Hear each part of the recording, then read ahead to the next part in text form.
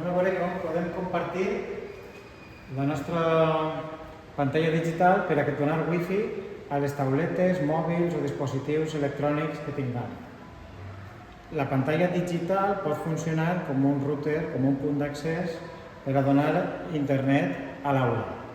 Per activar-ho, el primer que hem de fer és estar en Android i si no, d'ací de menú activaríem Android.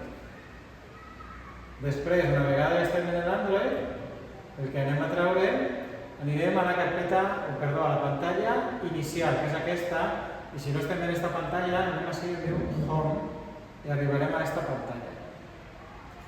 Després, per a compartir la wifi, venim ací dalt a este botó d'ací.